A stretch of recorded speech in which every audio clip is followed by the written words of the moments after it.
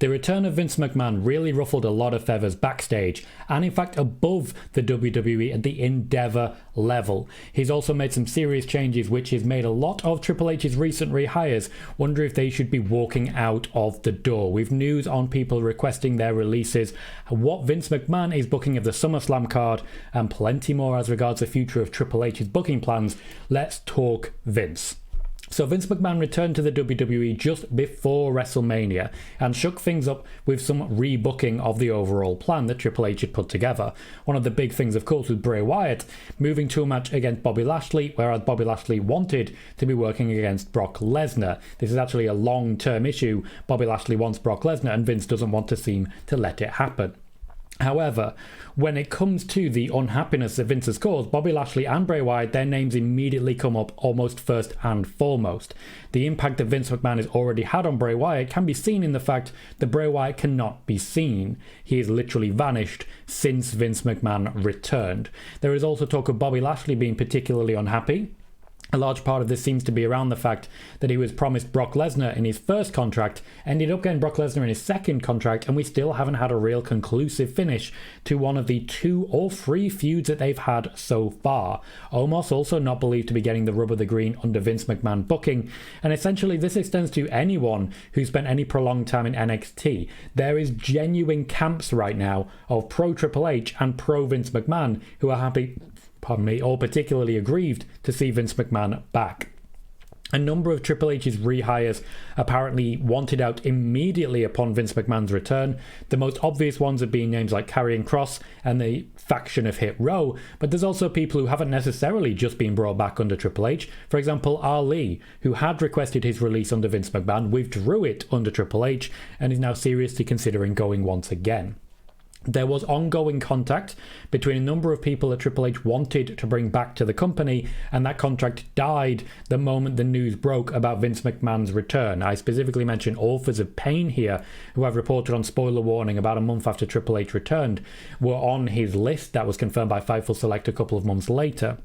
The Iconics. Contact was ongoing between both members of the Iconics, one of them unavailable for a period, now the other unavailable for a period. Congratulations to both. But the Iconics were in regular contact with the WWE. That has apparently also ceased. There are other names that you may already be aware of. FTR were negotiating with the WWE for a potential contract. They wanted to come home under Triple H.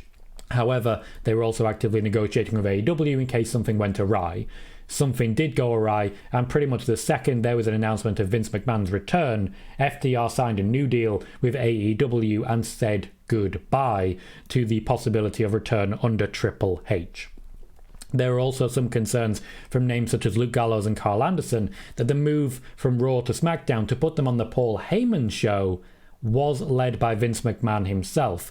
There is long-standing issues between Gallows, Anderson and Paul Heyman as regards Heyman promising certain booking angles, advantages and so on for Gallows and Anderson and simply not delivering. They believe they were lied to. AJ Styles has been open about being lied to, and in fact he moved away from Raw to SmackDown to essentially get away from Paul Heyman, even though it was already in the plan at the time, many moons ago in the year 2020. There was also apparently a question that went out from Gunter as regards the future of his push, but there's not believed to have been any actual concern going forwards around where he's going when it comes to his push going forwards. He has no plans really to leave the company, to my knowledge, though there were initially some concerns about the fact that he didn't really want to move to the US. Those concerns have now been assuaged. A large part of the issues that they are having backstage, particularly around Vince McMahon, is that there are very few actual allies of Vince McMahon left. Very few people have his side. There were a number of people who used to stand up in the locker room and say, hey, whatever Vince wants, Vince gets. Amongst them, names that I've been hearing, obvious choices, Randy Orton, for example, who's currently injured, John Cena, who's not currently with the company regularly. Daniel Bryan is another one that I've heard quite a bit about potentially being on the side of Vince McMahon. Not something I expected, really not. But Daniel Bryan, there are sources indicate, would have been one of those who stood up in the locker room and basically pled McMahon's case. He, of course, has left now for AEW. Ronda Rousey's name also comes up. She gained a pretty lucrative contract under Vince McMahon that has caused some issues with her booking when it comes to Triple H booking her. Ronda Rousey is on her way out after SummerSlam, as reported here on Spoiler Warning. There are, however, a number of allies still in place for Vince McMahon. Most notably, still regularly of those older names, Edge is being specifically mentioned. Brock Lesnar's name comes up all of the time. Charlotte Flair is one, apparently, who will stand up for Vince McMahon. And also, this one, again, may surprise you. Drew McIntyre, apparently, when it comes to the locker room, is supportive of Vince McMahon's return. These are people that these are not. There are plenty of people in the locker room that I've been speaking to in the creative team who are aware of ongoing discussions in the locker rooms about the return of Vince McMahon and how they're being handled. Drew McIntyre, of course, was fired by Vince McMahon, but was also brought back by Vince McMahon, worked with Triple H before coming to the main roster, and it is Vince McMahon's decision quite a while back that Drew McIntyre would get the push that has propelled him to main event status and main event level where he is now.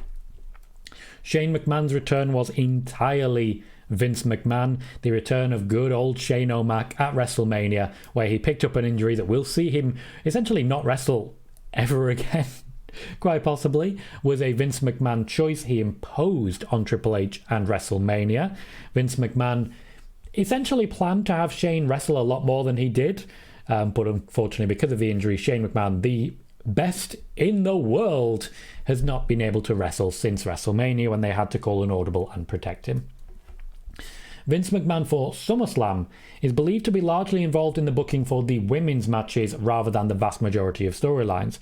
He has been involved with the Bloodline storyline since returning and has made frequent minor edits to ongoing Bloodline segments, including the one last week on SmackDown, which lasted for about 40 minutes. Jey Uso getting the push that he is a Vince McMahon project, as also is Sami Zayn in his current position on the card. When it comes to SummerSlam, he's mostly focused on Trish Stratus versus Becky Lynch, Ronda Rousey versus Shayna Baszler, and the push for Raquel Rodriguez en route to Rhea Ripley. Vince McMahon also is not believed to be the biggest fan of LA Knight, though Triple H is negotiating a way to get LA Knight onto the SummerSlam card, having LA Knight come out in front of the audience on SmackDown to hype up their match next week, where LA Knight will be competing for an opportunity at the United States Championship, was essentially a way for Triple H to say, look Vince, here's what we've got, here's how much it's valued by the crowd, you need to give this guy a shot. There is also, when it comes to the WrestleMania main event, differing opinions as to who should get the nod next year against Roman. It seems like Roman's going to main event once again. Vince apparently favours a rematch against Cody, whereas Triple H apparently favours a match for the Tribal Chiefdom, I suspect, against Solo Sikoa. Jey Uso is not being mentioned in this, but neither is an actual championship, so we'll see what happens closer to WrestleMania.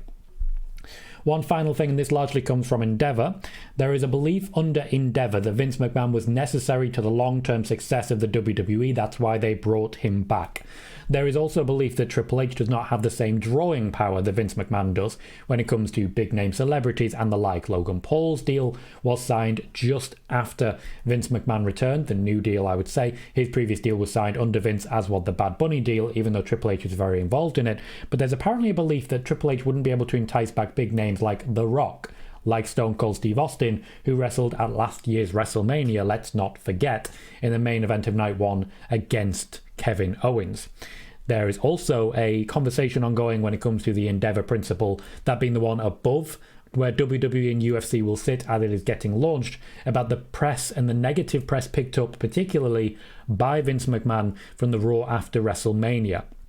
From what I can tell, while there have been rumours of a meeting between Triple H, Nick Khan and Vince McMahon, I've always stated on Spoiler Warning I've heard nothing about it, and nothing has come to pass as regards that.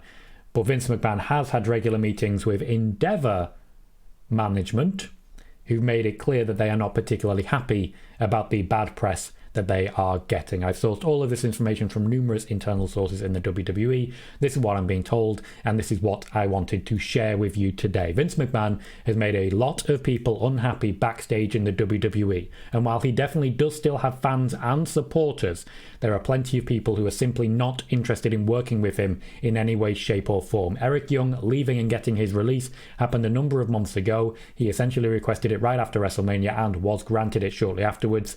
He is far from alone. He will be far from alone as we continue with this. Be sure to check out further news on the channel. We will continue to post more videos and we'll have spoiler warning live shows. But in the meantime, I want to thank you all for watching. I've been Tom Colohue and goodbye.